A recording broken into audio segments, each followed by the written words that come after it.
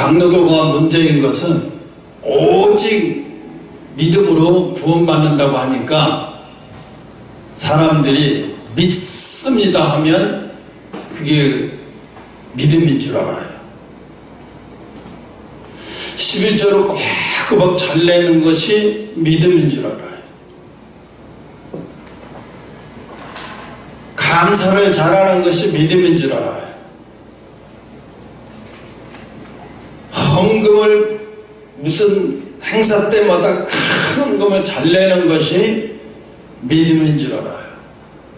어떤 장로님이 행사 때마다 꼬박꼬박 믿음 헌금도 막 이번에 보니까 여의도 순복음교회 어떤 장로님이 이름을 자기 교회도 그렇고 사랑제일교회도 그렇고 말하지 말고 목사님만 알고 계시라고 하면서 현금 10억을 드렸다고 하더라고요. 그리고 나서 또 수없이 목사님 옮길 때마다 일할 때마다 몇 천만 원씩 그렇게 드린다고 하더라고요. 그런데 그렇다고 해서 그것이 믿음일 수도 있고 믿음이 아닐 수도 있어요. 왜냐하면 사업이 잘 되게 하려고 목적이 하나님 앞에 많이 드리면 내 사업이 잘 되겠지 이렇게 생각하고 드리는 거예요. 그래서 11조도 내가 하나님의 사업이 잘 되겠지 이렇게 생각하고 11조를 드리는 거예요. 물론 성경에서 11조를 시험해봐라, 시험해보라고 했어요. 그런데 실제로 11조를 꼬박꼬박 드리는데도 망하는 사람이 수두룩해요. 왜 망할까 보면 11조만 열심히 했죠. 나가서 세상 사람들 앞에 가서 하나님의 사람으로 보이지 못하고 사니까 사람들에게 뭘 못 줘요? 신뢰를 못 주는 거예요. 아무리 11조를 많이 드려도 사업이 안 되는 이유는 그 사람이 세상에 나가서 신뢰를 쌓지 못하기 때문에 그래요. 세상 사람도 사업을 할 때 주 기본이 뭐냐면 저 사람이 얼마나 신뢰 있는 사람인가를 굉장히 중요하게 생각해요. 세계에서 가장 돈이 많고 돈을 잘 버는 워런 버핏 같은 사람도 자기 전 재산의 거의 90%, 95% 가까운 재산을 어디 단체에다 맡길까 고민 엄청나게 많이 했어요. 왜? 세계에는 자선단체가 되게 많아요. 뭐 우리나라만 해도 월드비전서부터 엄청나게 많아요. 자선사업단체가, 환경단체도. 근데 그 많은 단체들에게 돈을 맡기지 않고 자기가 볼 때 가장 믿음 있는 자에게 돈을 맡겨요. 그 누구냐? 빌 게이츠한테 자기 재산을 갖다 맡기는 거예요. 빌 게이츠는 자기 재산을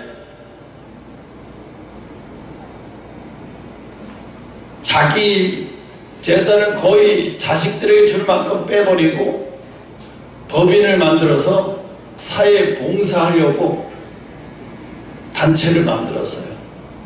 그래서 거기서 신약도 만들어내고 또 어려운 아프리카 같은 데 지원하는데 자기가 다 돌아보면 수행비서라고 다 돌아보면서 1년 내내 그가 하는 일은 그런 거 위주로 해요.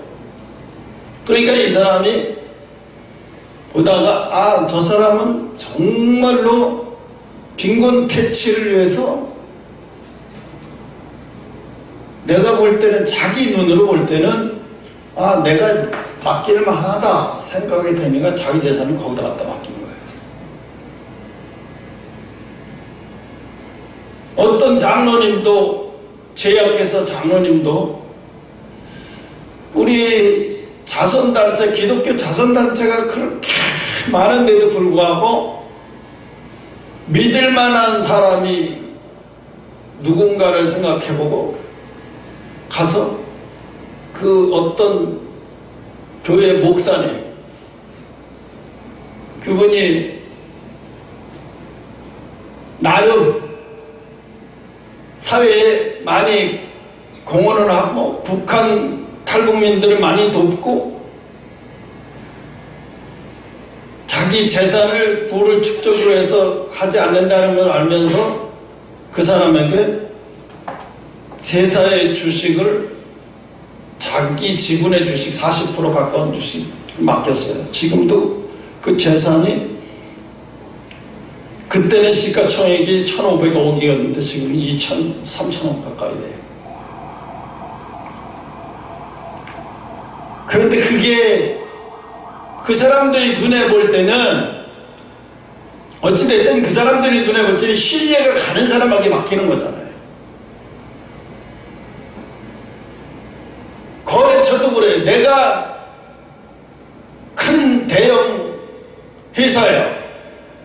중소기업이 거래를 하려고 하는데 이 사람들하고 거래를 해서 이 사람들이 제품 좋기는 한데 정말로 우리 회사가 필요할 때 물건을 적시적시 제대로 대줄 수 있는가? 대화를 해보고 이 사람은 말을 해보니까 신뢰가 간다. 회사는 그다지 그렇게 커 보이진 않는데 까짓거 내가 키워주지 뭐. 저 사람한테 맡겨. 회장님, 저 사람은요, 저분은요 회사가 작아서 우리 물량을 감당 못할 텐데요. 감당 못하면 우리가 시서 늘려주고 우리가 돈 대출해줘서 시설 넓혀줘. 그리고 물건 대라 그래. 저 사장 보니까 충분히 할 수 있어. 이미 시설 있는 사람보다 저 사람이 훨씬 나아. 저 사람한테 맡겨. 왜 그래? 믿음이 가니까 그런 거야. 믿음이 가. 신뢰가 가니까. 세상에서도 믿음이 가고 신뢰가 가야 돼. 율법은 뭐냐면, 율법이 왜 필요하냐면, 옛날에는 옛날 시대에는 주일날에 음식도 사 먹으면 안 되고 몇 미터 몇 킬로밖에 거리를 움직여서도 안 되고 또 뭐 하여튼 제약되는 게 너무 많아서요. 그러니까 그들이 예수님들어 바리새인들이 예수님들어 어떻게 당신들은 주일날 병자들을 고치고 어떻게 그렇게 할 수 있냐? 병자들은 내일 고칠 수도 있는데 왜 오늘 고치려고 하냐? 하면서 막 따졌었고 막 난리 치는. 그러니까 예수님 그러죠. 너희 만약에 가축이 오늘 다 죽어가는데 안식일날이라고 해서 그렇게 집안에 귀한 가축인데 그냥 죽게 내버려 두겠냐? 살리지 않겠냐? 오늘 주일인데 안식일이야? 어쩔 수 없어 죽게 내버려둬. 이렇게 하는 사람이 있겠냐? 반려돼서 빨리 살려내지 않겠느냐? 하물며 동물도 그러는데 사람을 어떻게? 율법은 우리를 족쇄를 채우기 위해서 만든 게 율법이 아니라 율법은 죄가 생각나게 만들게 하기 위해서 율법을 만든 거라는 거예요, 하나님이. 그래서 옛날 시대에는요, 여러분 잘 몰라서 그러는데 과거에는 제사 지낼 때 동물로 제사 지내잖아요. 그러면요, 동물로 제사 지낼 때 동물을 흠이 없는 거로 끌고 와야 돼요. 소나 양이나 염소를 끌고 오는데 예를 들어서 염소를 끌고 오다가 염소에게 털에 더러운 똥이 많이 묻어서 똥을 싸서 십리를 걸어왔는데 지금 이제 제사장 앞에 가려고 하는데 보니까 제사장 거의 나와서 이제 제사장 앞에 보이려고 하니까 자기가 보니까 똥이 잔뜩 묻고 막 더 지저분해. 에이 괜찮겠지. 그리고 제사장한테 갔더니 야 이거 왜 이렇게 더러워? 순결하고 깨끗한 걸 가져와야지. 이게 뭐야? 다시 가서 다 세번에 들고 왔던지 결과에서 깨끗이 씻겨오더니 알아서 해. 다시 끌고 가야 돼. 다시 끌고 가서 개울가에 가서 깨끗이 씻기더니 아니면 집에 가서 다른 양으로 다시 끌고 오든지 해야 돼요. 끌고 와요. 그러면 끌고 와서 제사장이 그 염소를 양을 붙들어요. 그러면 이 끌고 온 사람이 자기 손을 그 염소의 양이나 소에게 자기가 끌고 온 짐승의 머리에다가 손을 얹고 이제 안수를 시작해요. 손을 얹으면 이제 얹는 순간에 어떻게 되냐? 이 사람의 모든 죄가 자기가 끌고 온 양해로 전가되는 거야. 그러면서 내 죄는 이제 없어졌어. 그동안 내가 발벗고도 못 자고 마음으로 생각해서 괴로웠던 그 죄를 이 염소에게 다 전가됐어. 그래서 이제 염소에게 전가됐으면 그 다음에 이제 소나 양쪽에 다리를 묶어요. 또 입도 묶고 그 다음에 죽이는 걸 누가 죽이냐? 끌고 온 자기가 죽이는 거예요. 그 대신에 어떻게 죽여야 돼? 숨통을 끊어서 죽여야 되는데, 예를 들어서 도살장에서 백정이라고 하잖아요. 우리 옛날에. 그런 사람들은 한 방에 죽여요. 몽골 사람들은 짐승을 죽이는 거 봤죠, 텔레비에서. 피도 안 나오게 한 방에 죽여버려요. 그런데 그렇게 죽이는 건 제사에서 그렇게 짐승을 피도 안 나오게 죽이는 것은 그건 잘못됐어요. 그렇게 죽이면 안 돼요. 반드시 피가 나오게 죽여야 돼요.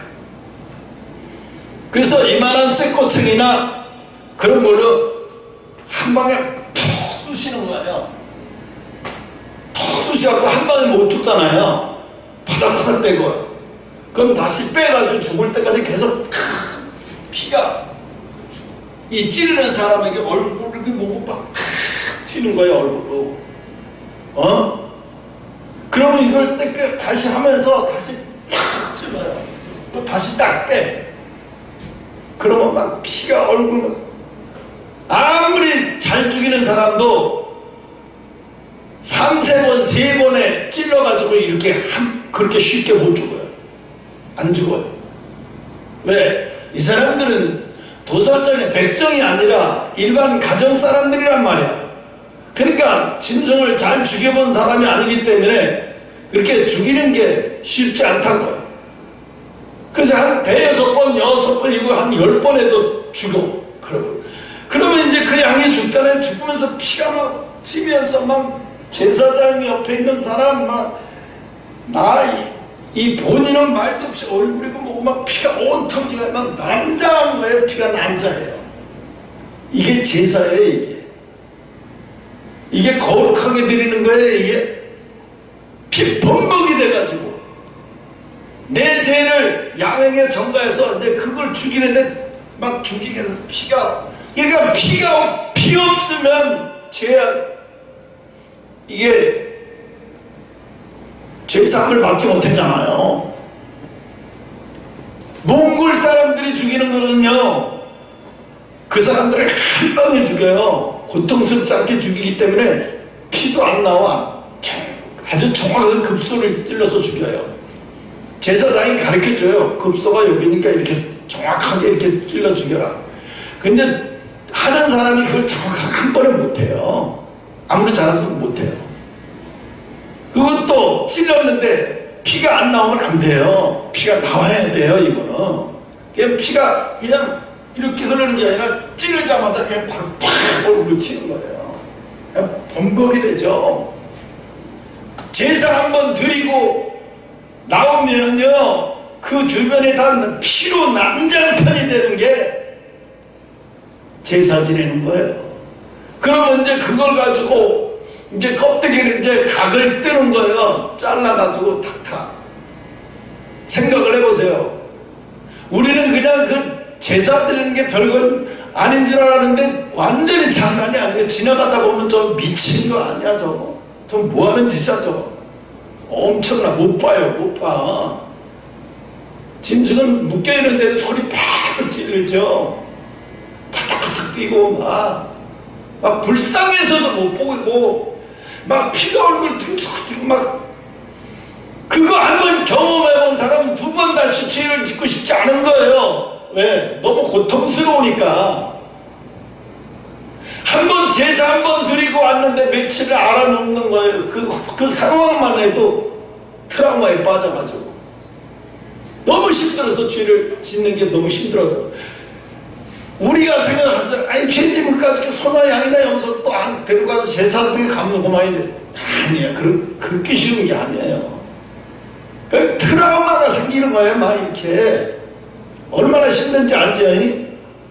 이제 알겠어요? 아, 그렇게 힘든 게 제사구나. 그러니까 사람들이 죄를 짓는 것을 두려워요. 왜? 우리처럼 지금 하나님 앞에 가서 기도하면 되지. 이게 아니에요. 얼마나 힘든 거예요. 제가 그랬잖아요. 30년이 지나서 내가 처음으로 하나님 앞에 음성을 들었다고.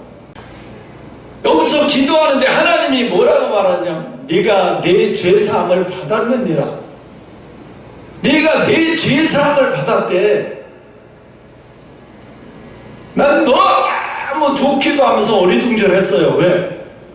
나 그때 예수 믿고 산속에서 막 울고 할 때 그때 죄사함 받은 거 아니었어?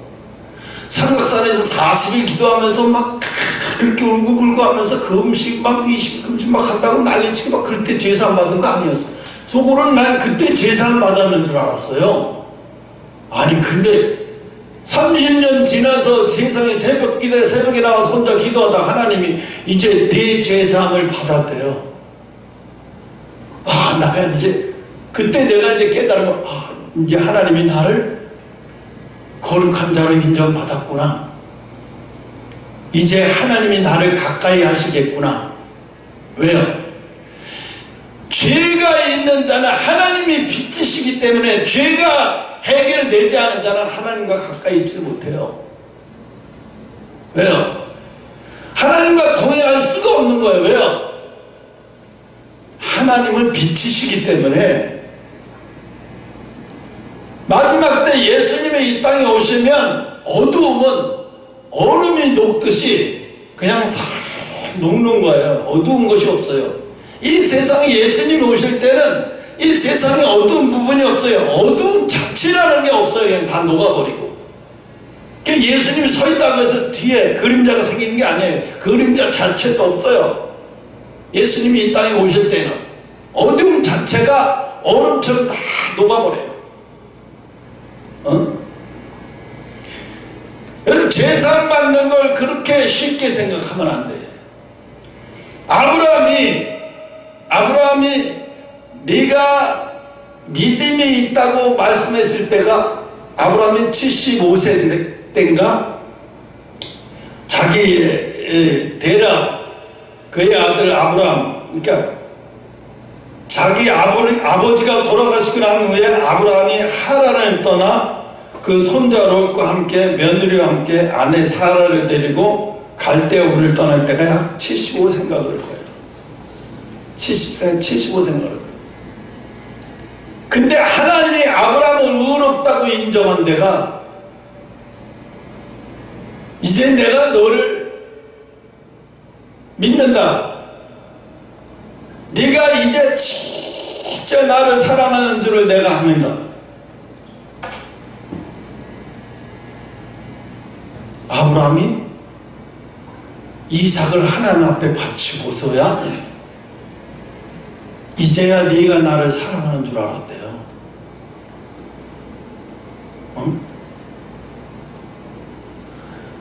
그러면 얼마나 시간이 오래 걸린 거예요? 적어도 최하 30년은 더 걸렸죠, 그죠? 그런데 내가 예수 믿습니다 하고 내가 구원받았다고 생각하는 거예요? 정말 못 삽니다. 잘못된 거예요.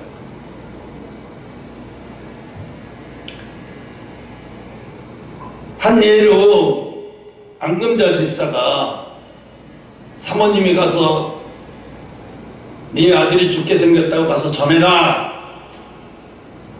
했는데 하기 싫다고 안 했어요. 왜? 너무 자존심 상해서 교회에 오게 하려고 수작 부리지 다 알아 안 해. 사모님 잘못 응답받은 거 아니야? 나 꼬시려고? 마귀가 잘못 응답받은 거 아니야? 장난치라는 거 아니야? 별의별 의심과 별의별 수치심이 다 느껴져. 가서 그 말을 하려고 할 때 입이 떨어지질 않아. 자존심 상해서. 왜? 우리 교회가 사람이 많고 적어도 한 몇백 명 정도 된다 그러면 그 사람한테 가서 그 말을 하면 그 사람이 진짜인가 보다 두려워할 텐데 개뿔이네 뭐 성도도 없고 개뿔도 없으면서 나 꼬시려고 와서 지금 장난하는 거지. 근데 사모는 그 말에 그런 것 때문에 자존심이 너무 상하는 거예요. 가서 말하니까. 그래서 안 했어. 그러니까 하나님이 또 그래. 또 가서 말해라. 그래서 사모가 나한테 그래. 하나님이 자꾸 가서 말을 하는데 어떡하죠? 내가 그랬어. 만약에 말을 안 하면 이삭이 아픈 것이 말을 안 하면 순종하지 않는 너에게 올 것이다. 너에게도 똑같은 게 올 것이다. 빨리 가서 전해. 듣고 안 듣고 순종하지 하든 말든 그거는 그 사람이 알아서 할 일이고 내 사명은 뭐냐? 했든지 안 했든지 가서 외치는 거예요. 여러분 이사야 선지자 중에서 이사야가 선지서 중에서 이사야처럼 길은 선지자가 없어요. 66절의 장장. 그죠? 근데 이사야 선지자가 어떤 사람이냐 하면 왕족 출신이야. 일반 천민이 아니라고요. 왕족 출신이야. 그런 사람이 하나님의 선지자가 됐어. 그런데 하나님이 유다를 돌이키게 하기 위해서 3년 동안은 벌거벗고 돌아다녔어요. 겨우 가릴 때만 가리고 벌거벗고 돌아다니면서 외쳤어요. 그러니까 얼마나 수치스럽겠어요. 왕족 출신인데 그래도 내가 선지자인데 그렇게 벌거벗고 유다를 외치는데 사람들이 그거를 들을까 안 들을까요? 회개 안 하고 막 외치고 막 그러는데 이사야 선지자의 그 모습만 보고 조롱하고 비웃고 막 낄낄거리고 조롱거리가 되는 거예요. 그러니까 너희들이 지금 나를 비웃고 조롱하듯이 이 유다 땅이 포로가 되어 끌려가서 그렇게 될 것이다. 그러기 전에 빨리 회개하고 돌아와라. 이사야 선지자가 3년 동안 그러고 다녔어요. 얼마나 힘들었겠냐고. 왕족 출신이 빨개벗고 그러고 나이도 있는데 빨개벗고 그러고 다니면서 하나님 그렇게 시켰어요. 그렇게 한 거예요. 근데 유다 백성들이 선지자가 저렇게 벌거벗고 외칠 정도면 얼마나 하나님이 정말로 우리를 수치스럽게 맺는다는 표시를 전한 거구나. 빨리 회개해야 되겠다. 그러면 왕이 막 그렇게 해야 되는데 그렇게 하지 못했어요. 결국 망해버렸어요. 결국은 아수리에 완전히 작살나고 망해버리게 돼요. 하나님이 그렇게 만들어버렸어요.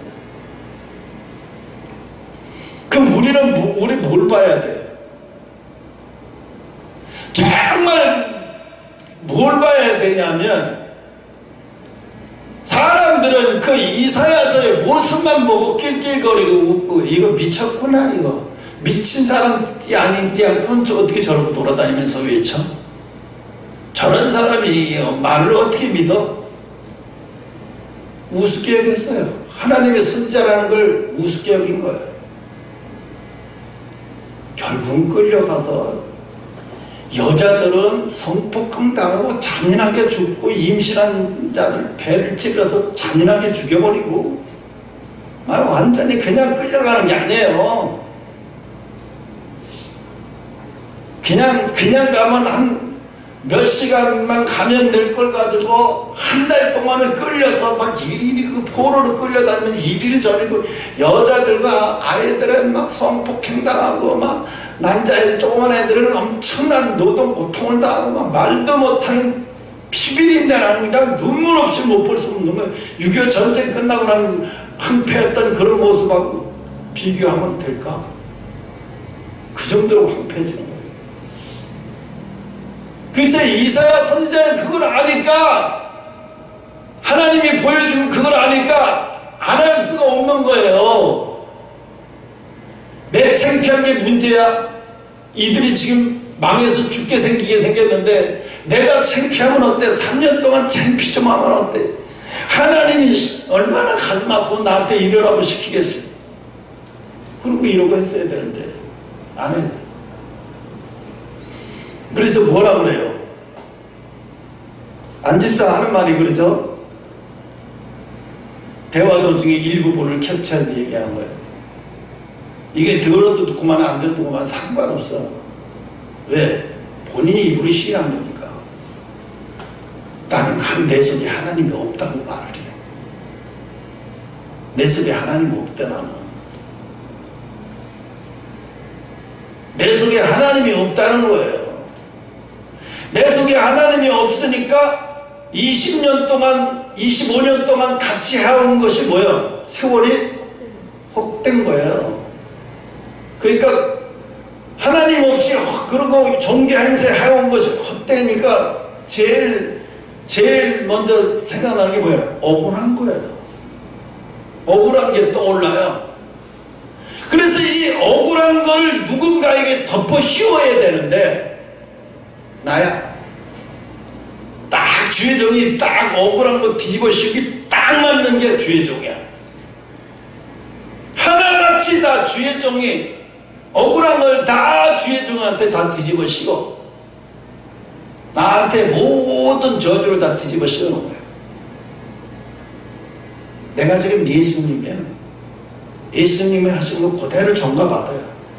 자기들의 억울하고 자기들의 믿음이 없어서 25년 동안 헛수고 한 것을, 억울한 것을 왜 그들은 25년 동안 억울했을까? 자기가 자기를 속인 거예요. 자기가 하나님이 있는 줄 알고 자기 속에 하나님이 있는 줄 알고 생각하고 걸어오다 보니까 자기도 속은 거예요. 어느 날 보니까 내 속에 하나님이 없는 거예요. 어느 날 보니까 내가 예를 들고 전쟁 6.25 때 그런 거 많이 써요.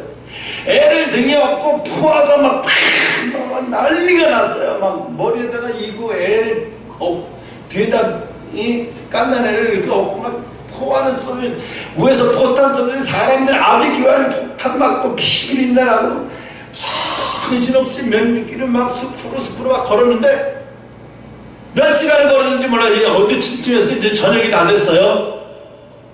그래서 애를 돌아서서 이제 젖을 먹이려고 위에서 이제 짐을 내려놓고 애기를 젖을 먹이려고 포대기를 해서 이렇게 보니까 애기가 없어. 애기를 함께 하고 왔는 줄 알고 애기를 보내보니까 포대기만 있고 애기는 없는 거예요. 애기를 버리고 간 거예요. 버린지도 모르고 자기는 이 포화 이런 것만 신경 쓰고 애기가 중간에 어디서 떨어지는지도 모르고 진짜로 그런 일이 수두룩히 많아요. 그래서 애를 잊어먹은 사람들이 수없이 많아서 그래서 부모가 폭탄에 맞아서 죽어서 고아도 있지만 부모에게서 떨어져서 고아가 된 아이들이 수두룩히 많아요. 왜? 엄마 손에서 한 아이를 아빠를 엄마는 붙들고 엄마가 이제 없고 하나님의 아빠가 붙들고 하는데 이번엔 아빠가 막 폭탄 터지게 귀 막고 막 폭탄이 막 옆에 떨어지면 막 터져요. 얼마나 그러니까 손자가 또 손도 막 살겠다고 사람이 무의식 속에 자기만 살겠다고 막 가는 막 기어서 가고 막 옆에 사람 난리 나고 다리 잘라졌다고 울고 보고 하는데 겨우 나이가 이제 잠자면서 보니까 우리 아이를 보니까 영철아 뭐 영철이가 내 손에 없어. 난리가 나서 울면서 막 눈물 흘리면서 막 쫓아가 보니까 그 다리 잘려진 아저씨 그 옆에 있는 애가 다주가 파편에 맞아가지고 자기 애가 거기서 다 죽어가는데 자기만 살려가서 꼈어요. 보니까 도저히 살 가능성이 없어요. 다 죽어가. 입에서 침 철철 나게 나고 파편 맞아서 다리고 여기고 뭐 몸살. 아빠가 통곡을 하는 거야. 애를 통곡을 하죠. 내가 너를 죽인 거야. 나만 살겠다고 너를 죽였어. 내가 나만 살겠다고 너를 죽였어. 내가 나만 살겠다고 오늘도 예수를 죽이고 다닌다니까. 응? 예수를 죽이는 게 뭐예요? 주의적 핍박하는 거예요. 예수님은 하늘에 계시면서 그래서 내가 너희들에게 못 가니 내 종을 내가 너희에게 보낸다. 아무나 내가 보내진 않아. 내가 선택했어. 이미 사도 바울이 뭐라고 말해요? 이미 내 아버지 종자 속에 옆구리에 있을 때, 종자로 옆구리에 있을 때 나를 선택했대요. 하나님이요. 그래서 아이가 생겼을 때 영혼을 집어넣어주면서 영을 집어넣어주면서 나를 이미 그때 선택한 거예요. 주의 종으로. 내가 주의 종이 되겠다고 온 게 아니라니까. 사도 바울이 그랬잖아요. 나는 만세전에 이미 선택받은 택함받은 사람이다. 응? 그러니까 하나님이 뭐예요? 나한테 좋은 신학교, 좋은 선배들, 좋은 후배들 교제 다 못하게 해요. 그런 거는 인연을 완전히 다 끊어버리게 해요. 왜? 넌 그런 걸로 통해서 내가 너를 높여주지 않아. 그런 걸 통해서 내가 너를 그런 걸 통해서 쓰지 않아. 그러면 사람들은 신학교 갔다 나왔기 때문에 목사가 된 거지. 신학교 갔다 나와서 목사 된 사람과 하나님이 불러서 목사 된 사람은 하늘과 땅 차이야. 신학교 갔다 와서 목사 된 사람은 열심히 목사 노릇했는데 하늘나라 가면 뭔 소리 들어요? 내가 너를 제사장으로, 내가 너를 내 종으로 부른 적이 없는데 무슨 소리예요? 내가 예수 이름으로 교회를 개척하고 내가 수백 명, 1000명도 넘게 내가 평생 교회를 이끌다가 왔는데 이제 와서 모른다고 하면 무슨 소리예요? 왜 이래요 하나님? 그래서 나는 너를 몰라. 내가 너를 주의 종으로 부른 적이 없다니까. 내가 너를 종으로 부른 적이 없어. 하늘나라에는 반드시 심판이 있어. 이사야 선지자는 심판과 구원이에요. 심판과 구원. 그래서 내가 내 친구들한테도 뭐 주의 종이 된다고 함부로 말하지 마라. 함부로 하지 마라. 함부로 얘기하지 마라. 함부로 가지 마라. 정말로 함부로 가지 마라. 제발 부탁이다. 막 죽을 각오하고 하나님과 씨름해서 하나님이 나를 불렀는지 안 불렀는지를 확인해야, 몇 번이고 확인해야, 그래서 정말 하나님이 나를 불렀구나, 나 말고도 다른 사람이 다 얘기할 정도로 얘기해야 돼. 나도 처음에 미쳤어요. 교회에 들어온 지 한 달도 안 되는데 주의 종으로 불렀다고, 나를 주의 종으로 불렀다고 하니까 미치네. 이 사람들이 미쳤나. 내가 교회 나온 지 한 달밖에 안 됐는데 무슨 주의종이야. 정신 나간 소리 하고 있어. 아니 지금 내가 찬송가도 모르고 아무것도 모르는데 무슨 주의종이야. 주의종 같은 소리 하고 파라고 내들어서 말도 안 되는 소리야. 여러분, 그러니까 25년을 달려왔는데 세상에 내가 얻고 온 거야, 없던 거야, 아무것도 없던 거야. 그러니까 화가 안 나. 25년 세월이 화가 나는 거예요. 내가 종교행위로 하면서 왔기 때문에 화가 나니까 그 화를 어디다가 풀어요. 누군가한테 덮어 씌워야 돼. 그래야 내가 덜 억울해. 우리 목사님한테 내가 상처받았어. 내가 그 교회 다니면서 상처를 얼마나 받았는데요. 하나같이 상처받았대.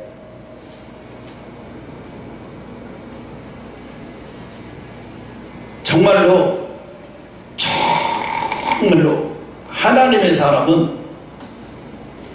사람은 상처를 받을 수가 없어요. 상처를 받으려고 그러면 다윗은 생각을 해봐요.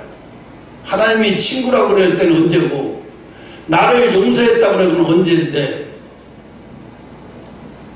내가 그렇게 사랑하는 여인 밧세바를 통해서 임신했는데 애를 제발 살려달라고 말했는데 죽여. 그래놓고 나를 사랑한다고요? 아니 내 새끼를 데려가 놓고 나를 사랑한다고요? 그걸 나보고 믿으라고요? 그런데 다윗은 뭐요? 자기 아들이 죽기 전까지는 머리를 깎진 않았지만 아무것도 물 한 모금도 먹지 않고 비웃고 뒤집어 쓰면서 살려달라고 하나님 앞에 그냥 악을 쓴 게 아니라 묵상을 통해서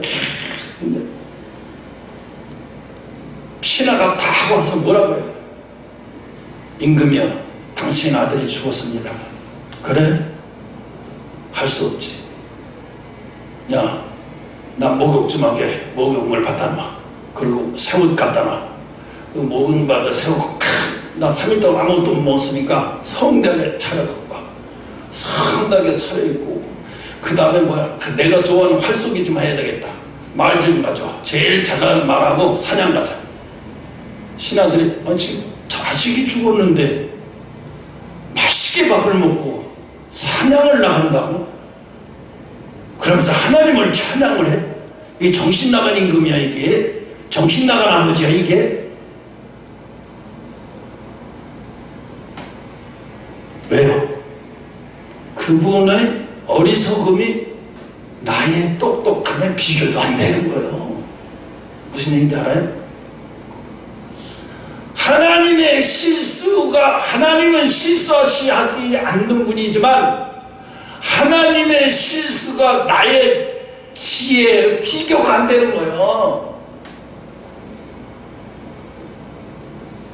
근데 사람들은 그렇게 생각 안 해요.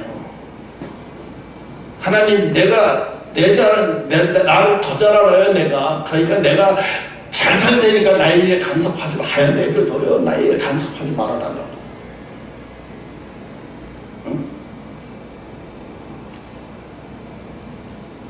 이사야 선지자가 히스기야 왕이 정말로 왕이 된 다음에 제일 먼저 한 게 자기 아버지 때부터 막 우상을 막 바알, 아세라 막 이런 우상들 막 해가지고 막 어느 게 하나님의 성전인지 헷갈릴 정도로 온 막 나라가 그렇게 됐는데 왕이 되자마자 히스기야가 한 게 뭐냐면 우상은 다 파헤치고 우상의 제사장을 다 목배서 다 죽여버렸어요. 엄청난 혁명을 일으킨 거예요. 믿음 때문에. 하나님을 섬기는 것은 장난이 아니에요. 무서운 자들은 생명을 죽여야 돼. 왜? 우상의 제사장들이기 때문에 내두면 안 되거든요. 우상에만 파괴하고 저거 또 다른 또 이상하게 저렇고 그 안에서 또 우상의 재물 가지고 또 장난질을 할 거거든요. 그러니까 아예 죽여야 되니까 얼마나 많은 생명을 죽여야 돼요. 그렇게 엄청난 바알 우상의 제사장들을 막 칼로 죽이고 조금이라도 막 조짐을 보이고 덤빌라고 그러고 억울해하는 자들 막 다 씨를 말려 죽여버리는 거예요. 깨끗이 중산을 해버리냐, 불질러버려요. 그런데 사람들을 보면 그 히스기야가 왕이 돼갖고 광기 있는 왕인 줄 알았어요. 그런데 하나님은 그를 축복하셔요. 너무너무 축복하시는 거예요. 왜?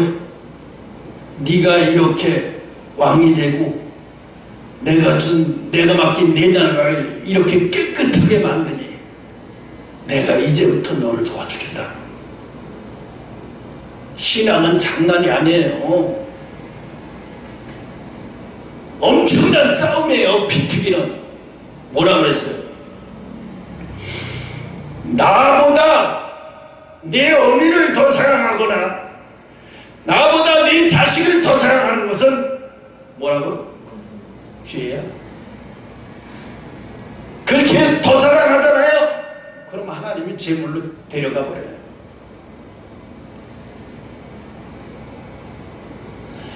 그 교수 이름 뭐죠? 내가 항상 얘기하는 그 교수. 이어령 교수. 그 목사님, 아니 이어령 교수의 딸이 엄청나게 똑똑하고 미국에서 부장검사까지 지낼 정도로 그냥 모든 걸 한 번에 다 패스하는, 그래서 머리도 좋고 막 이어령 교수가 가장 세계적인 그런 막 학문에 아주 뛰어난 그런 속한 사람이면서도 또 딸도 막, 그러니까 이분의 우상이 뭐냐면 자기의 책 내는 게 아니라 자식이 우상이었어요. 내 자식을 봐. 예수 믿고도 자기가 그래. 자기 딸 자랑하면서 자기 딸은 이 땅에서 죽고 없는데도 그 자랑을 해요. 내 딸이 살아있을 때 얼마나 대단한 딸인 줄 알아요? 한 번에 다 패스해서 부장검사, 미국에서 아시아가 부장검사까지 올라가고 플로리다에 갈매기들이 쫙 있는 저택, 어마어마한 저택에서 거기서 일하는 일꾼들만 해도 10명이 넘었었대요. 엄청 잘 살았다고 막. 그런데 그걸 다 포기하고 아프리카로 선교여행을 떠나서 자기 딸이 어디 자랑을 하는 거죠. 굉장히 자랑. 그러니 내가 생각하는데, 그러니까 그 사람 빨리 죽어야 되지. 왜? 하나님이 야속하다고 이해하고 있으면 그럴 수도 있겠지. 왜?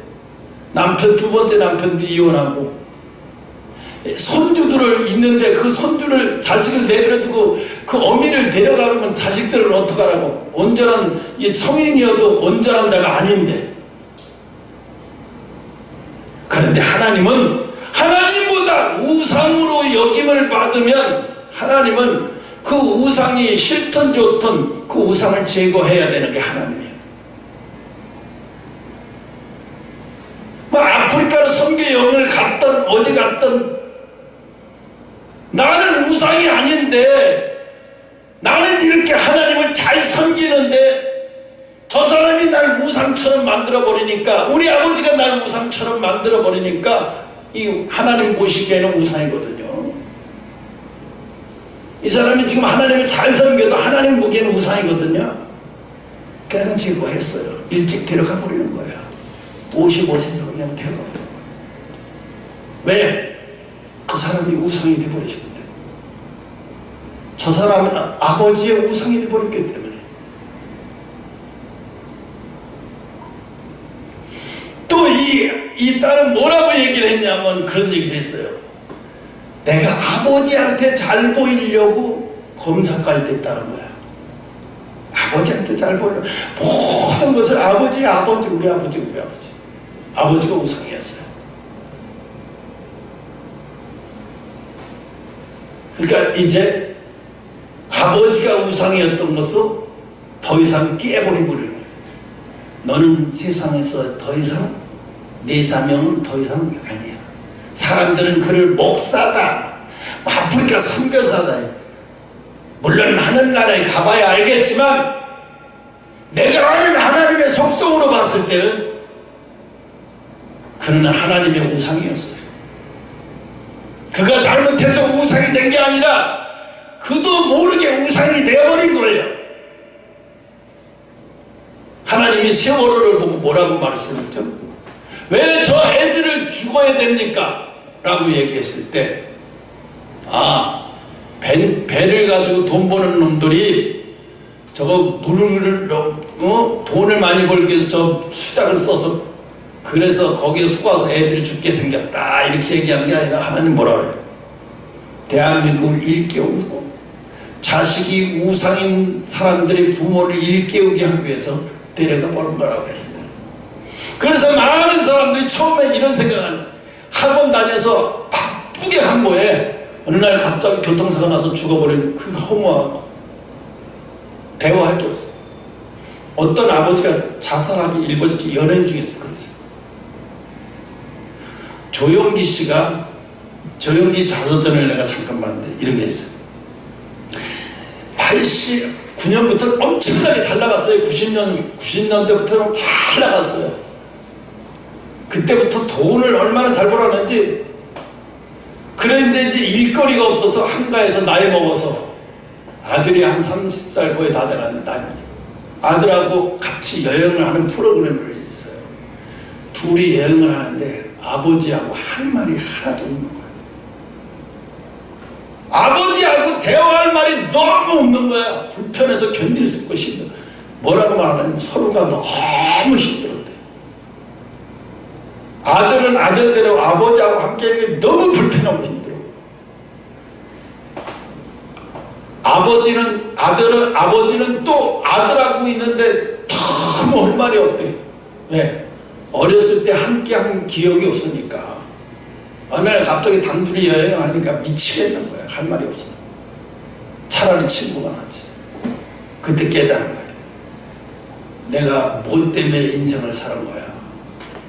내가 뭐 때문에 세상을 이렇게 돈을 열심히 모는 거지. 그때 깨우친 거야. 내가 가정을 위해서 돈을 열심히 벌었고 가정을 위해서 했던 게 뭐였어요? 난 뭐지? 그러니까 애들이 엄마하고 애들하고만 이렇게 유대감이 쌓이고 막 이렇게 돼 있고 아버지는 나가서 돈만 벌어갖고 왔기 때문에 아버지하고 유대감이 하나도 없어. 아버지가 남이야 그냥. 아버지가 남. 유대감이 없어요. 한 집에서 살았는데도 뭐 따로 사는 것도 아니야. 한 집에서 살면서인데도 유대감이 없어. 남남이 없어. 그런 사람들이 무진장 많아요. 또 엄마는 뭐냐? 자식이 우상이야. 자식이 완전히 자식을 우상처럼 만들어서 키우는 거야. 응? 그러니까 이슬이가 학원 다니면서 그런 거 많이 볼 거야. 애들이 할머니 손에 크면서 할머니들이 혼자 요즘 귀하니까 애들을 갖다 우상으로 만들어서 키우니까 애새끼답게 크는 게 아니라 애새끼를 짐승처럼 키우는 거야. 애새끼를 귀하면 귀하게 키워야 되는데 진짜로 귀하게 키우는 거예요. 그건 아니죠. 율법대로 키워야 되지. 아이를 어려서부터 천천히 무섭게 3살적 버릇 8까지 간다고 했잖아요. 3살 이전에 다 버릇이 다 형성되는 게 그게 평생 운명을 좌우하는 거예요. 그러니까 어떻게 아깝고 귀할수록에 최처리를 대면서 키우는 거예요. 절제기. 근데 그렇게 못해요. 오늘 아브라함이 그러니까 봐요. 25년 동안 달려왔는데 돌아서니까 내 뒤에 내가 생각해보니까 나를 본 거예요. 하나님이 나를 보게 하시니까 어떻게 내 속에 믿음이 하나님이 없어요. 믿음이 하나도 없어요. 하나님이 없네. 여러분 속에 하나님이 있어요? 자기 자신을 못 보지 지금. 여러분 자기 자신 봐요? 자기 자신이 보여? 내 자신이 보이나? 다윗이 연단을 받으면서 뭐라고 말해요? 하나님의 저 제발 나를 버리지 말아달라고 기도를 해요. 자기가 믿음 없는 게 아닐까, 자기가 믿음이 하나도 없는 걸 아니까 하나님 제발 버리지 말아달라고, 그래서 내 평생 하나님의 성전을 들여서 살게 해달라고 그걸 기도해요. 자기가 아무것도 없는 게 아니까. 진짜 기도는 그때부터 시작되는 거예요. 내 속에 하나님이 없는 걸 아는 순간부터, 그때부터 기도가 진짜 기도예요. 왜? 내 속에 하나님 없는 걸 아니까. 하나님 없는 걸 알고 세상으로 가버리는 사람이 있는가 하면 하나님이 없는 걸 알고 하나님을 더 매달리는 거예요. 하나님 살려달라고, 하나님 나를 놓지 말아달라고. 하나님 나를 놓으면, 난 지금까지 하나님만 붙들고 왔는데 하나님 놔버리면 난 세상 친구도 없고 아무것도 없는데 나는 세상의 외톨이가 돼요. 하나님 나를 버리지 말아. 이게 내가 내 속에 아무것도 없는 게 진짜로 알아져야, 보여야 그때 진짜 간절한 기도가 나온다니까. 그게 진짜 기도예요.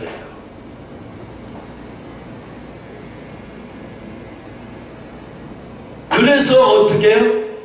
기도의 여정이 되려면 그 지경까지 가는 것도 쉬운 게 아니에요. 자기를 보는 지경까지 가는 것도 쉬운 게 아니에요. 아무나 자기를, 그런 사람도 있어요. 이렇게 보니까 자기 속에 아무것도 없는 걸 알고 돼. 봐봐요.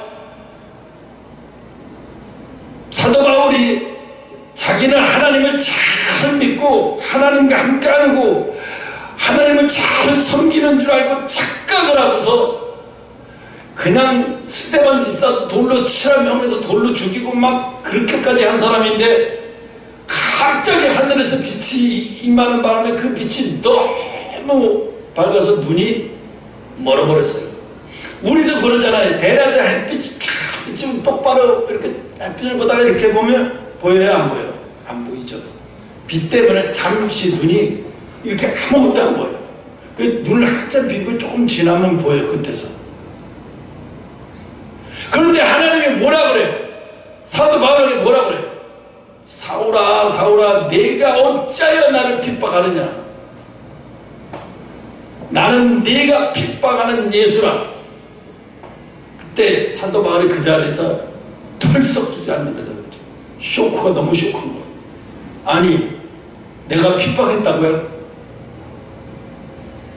내가 하나님을 핍박했다고요? 내가 예수님을 핍박했다고요? 내가 내 속에 그럼 하나님이 없는 거예요? 그때 처음 알았어요.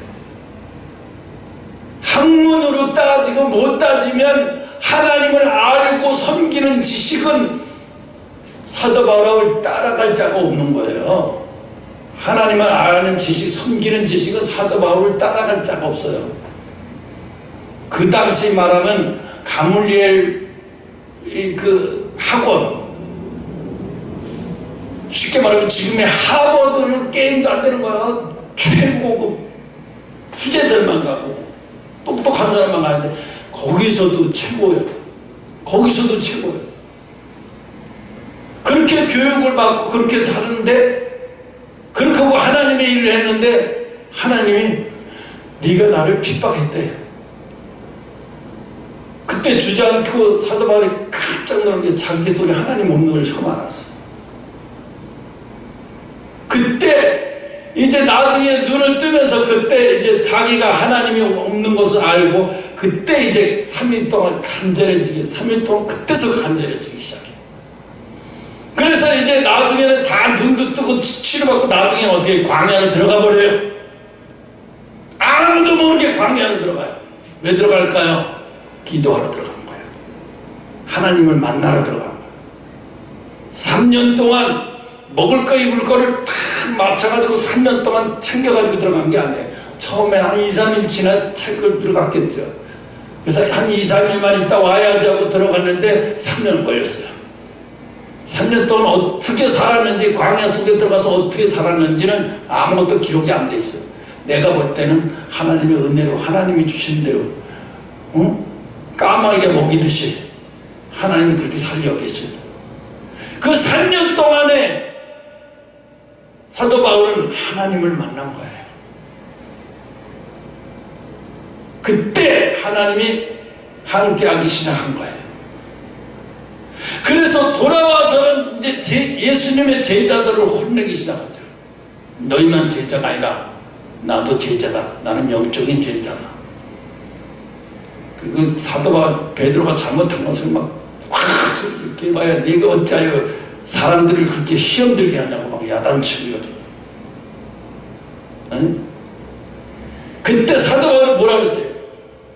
나는 예수님 앞에 예수님이 나를 사도로 삼으신 게 아니라 이미 내가 이 세상 태어나기도 전에 만세 전에 이미 나는 택함 받은 자다 얘기를 하잖아요. 응? 여러분은 지금 우리 교회가 하나님이 함께하는 게 어떤 수준인지 아직 나타나지 않으니까 내가 어떤 목에 와 있는지 잘 감이 안 와요. 어느 때 감이 와? 이제 복의 문이 열리기 시작할 때 그때 감이 와.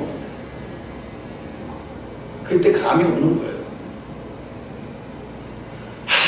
사도 바울이 감옥에서 찬양만 바울과 실라가 감옥에서 찬양만 불러도 옥문이 열릴 정도니까 하나님이 함께하고 있다는 것이 얼마나 완전히 많은 사람들이 그 한마디로 다 증거가 되는 거예요. 어? 사도 바울이 그렇게 되려고 하루아침에 된 게 아니거든요. 그 하나님 없다고 하는 그 아는 이지 있다가 잘못된 거 아니에요. 그게 정상이에요. 자기를 보게 해야 그때부터 어떻게 진짜 기도가 나오는 거예요. 여러분의 지금의 기도는 그냥 이런 수영장에서 발 디디면 내가 디딜 수 있는 허우적거리는 수영장에서 수영하는 거고요. 진짜 수영은요, 바닷속에 가서 내가 발을 쥐고는 한없이 들어가는데 내 힘으로 못 나와 한번 빠지고 그런 데서 수영하는 게 진짜죠. 그게 진짜 수영이죠. 이 진짜 기도가 그렇게 다른 거예요. 진짜 기도와 가짜 기도의 차이는 어마어마한 거예요. 오래 했다고 진짜 기도고 오래 하지 않았다고 해서 가짜 기도한. 아니 엘리사가 오래 기도했어요? 오래 기도하지도 않았어요. 자기를 귀찮게 하는 동네 애들을 갖다가 저주를 내려보니까 그 자리에서 곰이 나와서 40명의 애들을 싹 물어 죽여버리잖아요. 오래 기도했어요? 아니에요. 하나님과 함께 하니까 권능이 하나님의 권세 그에게서 막 나오는 거예요. 응? 우리 교회도 그럴 날이 멀지 않았어요. 이 믿음은 아브라함이 상속자가 되는 거예요. 여러분, 하나님이 우리 민족을, 대한민국을 영적인 제사장이라고 했어요. 영적인 제사장. 그럼 뭐예요? 영적인 제사장이라는 것은 뭐예요? 복음이 물을 위에서 밑으로 흘러가죠. 영적인 것도 마찬가지예요. 위에서 밑으로 흘러내려가야 돼요. 우리나라처럼 막 복음은 이렇게 막 여기저기 막 흘러내려서 전하게 하려고 막 돌아다니는 민족 없어요. 이렇게 어려운데도 그렇게 하는 민족 없어요. 그러니까 영적인 제사장이죠. 복음을 막 온 세상에 막 흘려보내니까 그 맨날 기도할 때 저 그렇게 기도해요. 하나님 10만 선교사가 대한민국에서 10만 선교사를 보내게 해달라. 매일같이 그렇게 기도하는데 10만 선교사가 가면 뭐예요? 기도하는 사람이 또 있어야 될 거 아니에요. 그러면 새벽마다 전국에 새벽 기도하는 사람이 얼마나 많겠어요?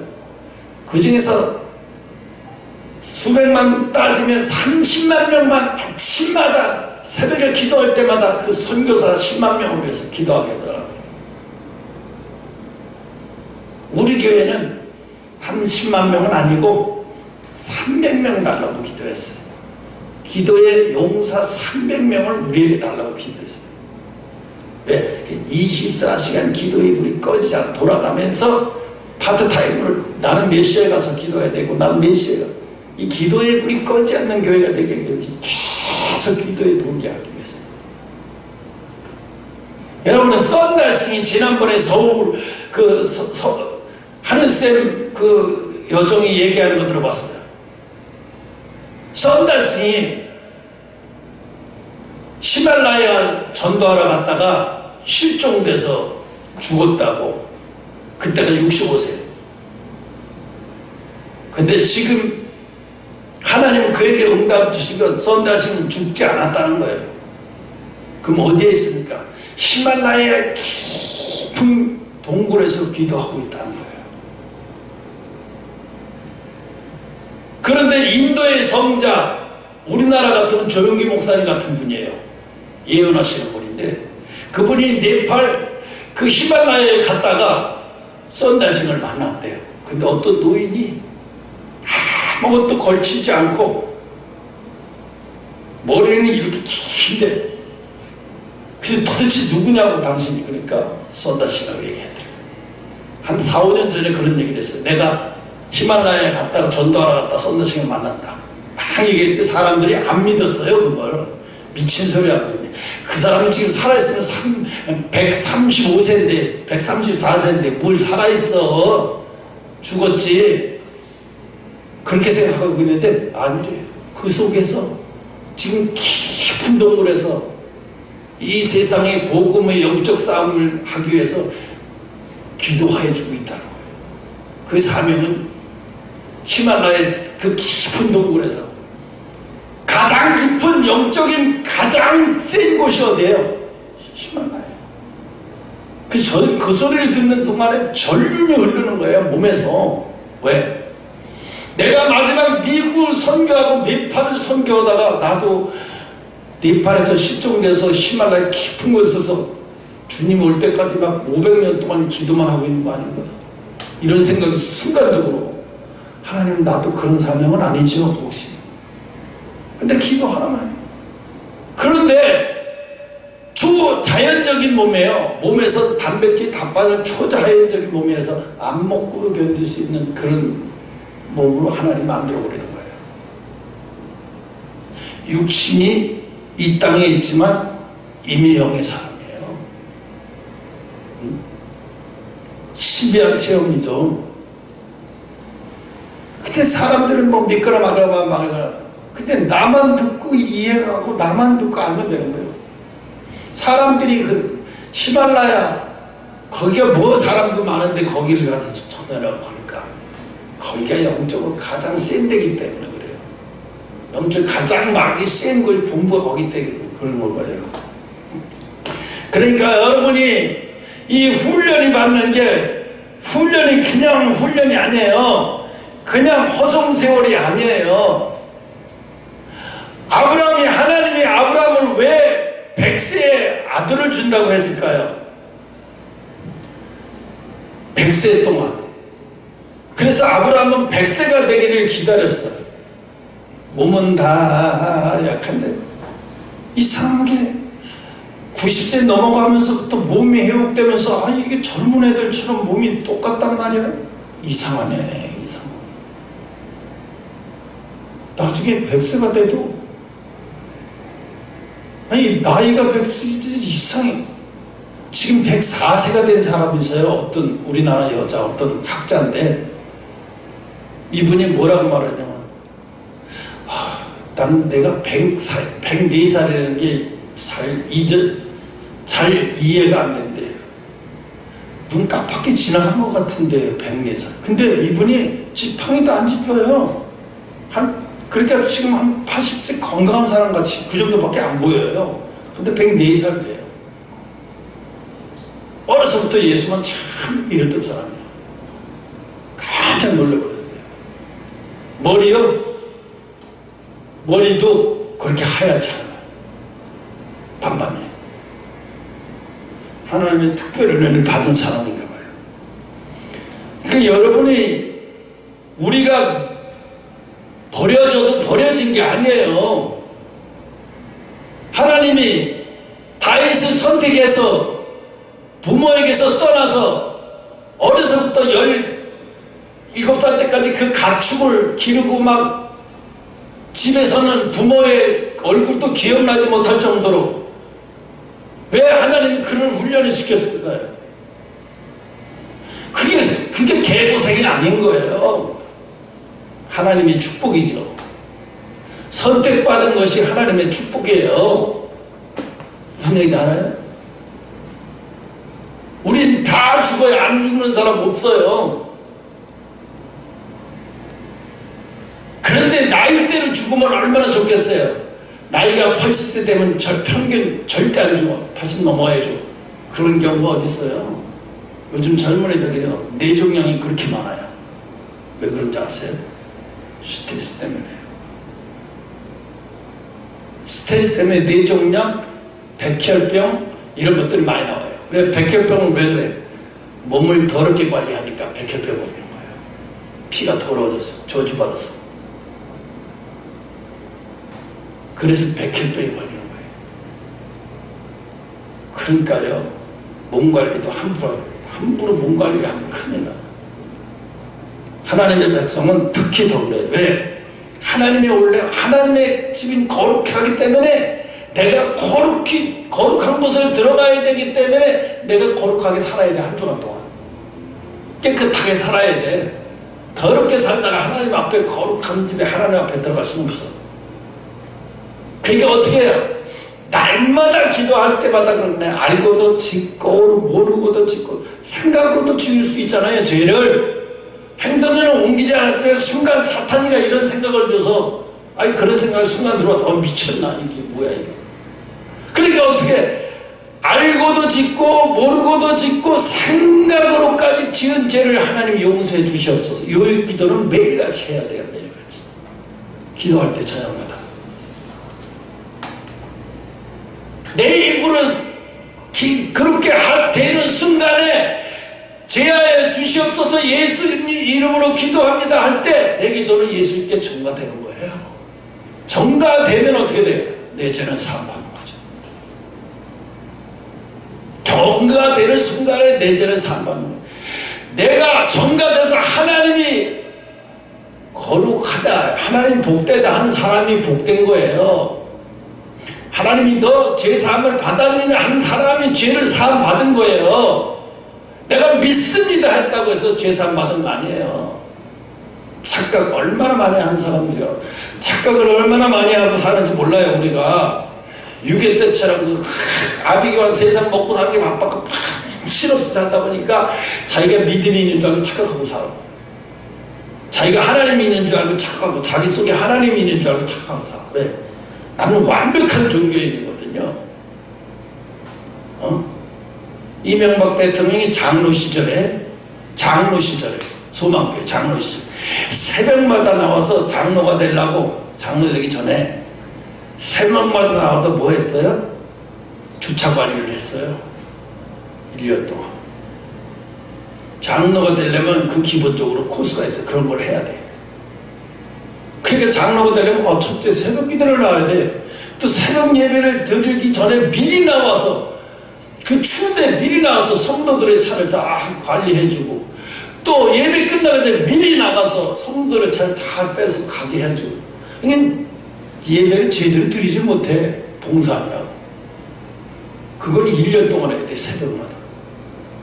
돈 5천만 원 드리는 게 나아요. 돈 1억 드리는 게 낫죠. 돈 있는 사람은. 돈이 아니야. 철저히 그 훈련을 받은 거예요. 그분은 그렇게 해갖고 장로가 됐어요. 그런데 그렇게 장로가 됐다고 해서 그 속에서 하나님이 있는 거 아니에요. 아마 이번에 감옥에 들어가서 제대로 하나님을 만났을 거예요. 그러니까 여러분, 하늘나라 그 제사 받는 거, 과거에 제사 드리는 거 그냥 이렇게 쉽게 생각하지 마요. 그냥 얼마나 트라우마가 돼서 두 번 다시 죄 짓고 싶잖아. 골치 아파. 죄 지으려면, 그 용서받으려면 그 짐승 끌고 가서 또 못 죽여.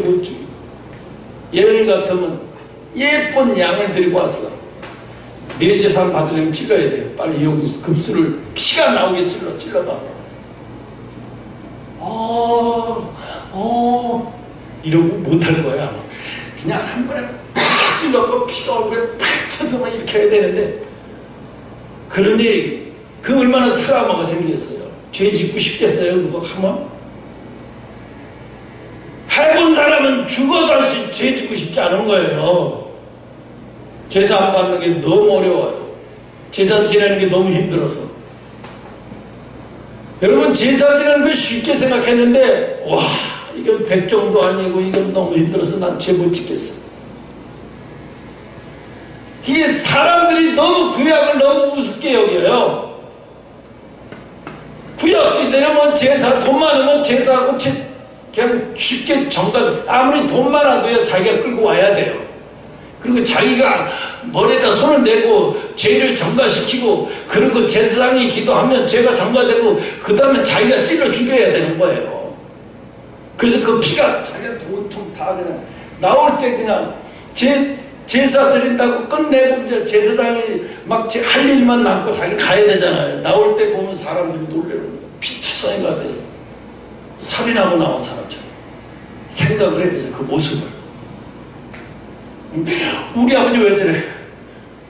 제사들이 나온 거야. 아버지 다시는 죄 짓지 마. 아버지 모습 보니까 살인자 같아. 실제로 살인자잖아요. 지금 죽인 살인자잖아요. 멀쩡한 생명을 죽인 살인자잖아요. 응? 그러니까 여러분, 오늘 시간 너무 많이 갔는데 오후에 다시 계속 이어서 하겠습니다. 오늘 여기까지는 하고, 그래서 그 하나님 없다고 본 게 그 버림받은 게 아니라는 거예요. 진짜 그래야 그 사람이 진짜 기도를 하게 되겠죠. 그죠? 진짜 하나님 앞에, 진짜 하나님, 자기 하나님을 붙들려고 하겠죠. 아, 이제 내가 하나님 없었구나. 진짜 이제 어려운 일, 고통 일이 이제 이삭을 터서 엄청난 고통에 들어가면 진짜 하나님을 붙들겠죠. 그래서 진짜 기도의 사람 만들려고 하는 거예요.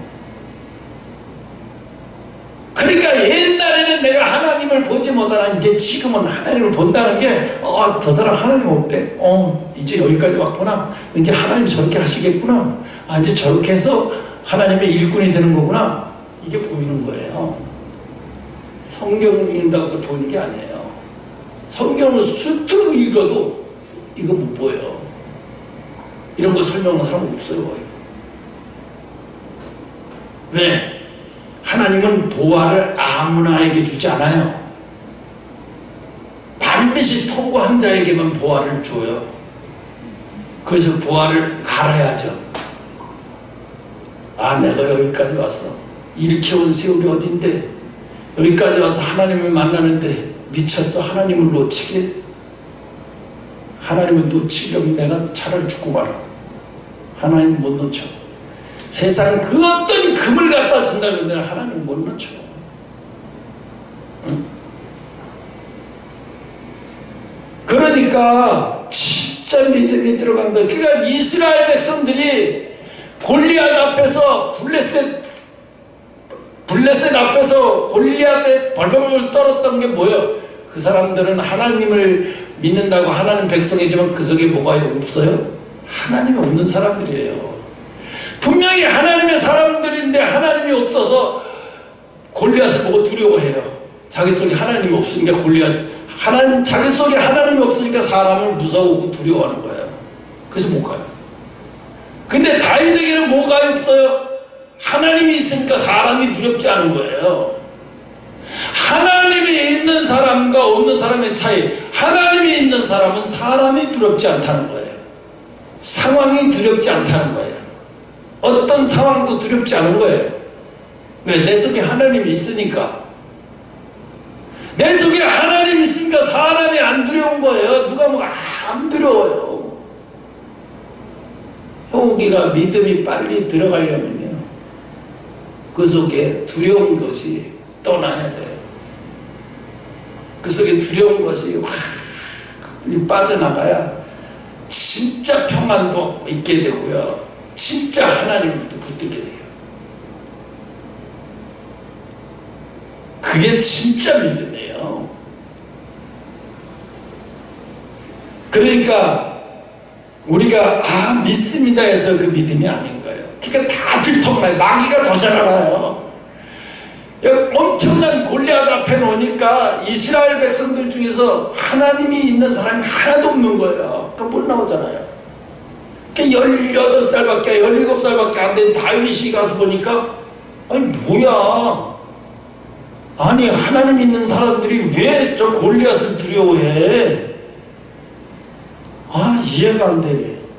그러고 막 나가려고, 내가 나가려고 하니까 형들이 뭐라 그래? 저 새끼, 저 뻥쟁이 새끼, 저 꿈꾸는 새끼, 뻥쟁이 새끼. 다윗더러 꿈꾸는 자 뻥쟁이래. 말만 꿈꾸는 자고 말만 앞세우는 자. 그런데 진짜로 가서 싸워서 이기는 거 보니까 말이 아니야. 이거는 진짜네. 사람들이 뭘 보고 용기를 얻어요? 하나님이 있는 자를, 하나님과 함께 있는 자를 보고 옆에서 용기를 얻어요. 그러니까 다윗이 가서 골리앗을 죽여버리니까 이스라엘 백성들이 뭐야? 저 다윗이 골리앗 죽이는 거니까 하나님이 쟤와 함께하고 있구나 하는 것을 알게 되니까 갑자기 벌벌 떨던 이스라엘 군대가 총칼을 들고 블레셋을 가서 돌격을 하는 거예요. 누가 시키지도 않았는데. 하나님이 함께하는 사람을 보니까 자기도 용기가 생기는 거예요. 담력이 생기는 거예요. 왜? 하나님 저기 함께하고 있는데. 갑자기 일어나서 막 나가서 막 골리앗을 쳐 죽이기, 블레셋 사람들을 완전히 쳐 죽이게 생기는 거예요. 끝내버렸잖아요, 그 전쟁을. 그러니까 여러분요, 믿음 있는 한 사람이 세상을 구해요. 무슨 얘기인지 알죠? 믿음 있는 한 사람만 있으면요, 이 세상 변화되는 거 우습지 않아요. 오늘도 하나님은 그런 사람을 찾아요. 찾는다고 되는 게 아니에요. 택함을 받아야 되는 거예요. 택함. 불교는요, 내가 1000배 드리고 3000배 드리고 막 이러잖아요. 이게 내가 하는 게 많은데 타종교는 내가 하는 게 많아요. 근데 기독교는요, 내가 할 게 없어. 아무것도 하나님이 하시는 거야. 나는 하는 게 아무것도 없어. 하나님이 하시는 거지. 그러니까 사람들이 기독교를 재미없어 해. 왜? 기독교에 가면 할 게 없어. 절에 가면 내가 막 3000배 드리고 막 5000배 드리고 내 능력을 이렇게 해서 막 우리 아이 좋은 대학에 갔어 막 이러고 막. 근데 기독교는 그게 없어요. 너는 아무것도 아니야. 내 속에 하나님이 들어가야 모든 게 되는 거야. 내 속에 하나님이 들어가야 돼. 그거를 하나님 뭐라고 그래? 동행이라고 말해. 동행. 그래서 에녹은 300년 동안 동행하다가 하나님이 그것도 아까워서 그냥 산채로 한나라로 가버렸어요. 이게 무슨 동화책이 아니고 진짜예요. 여러분, 그런 믿음이 여러분 속에도 생기기를 기도해야 돼요. 그러려면 어떻게 해야 돼요? 항상 기도하고 쉬지 말고 기도하고 범사에 감사해야 돼요. 여기까지. 다음 시간에 다시 합니다.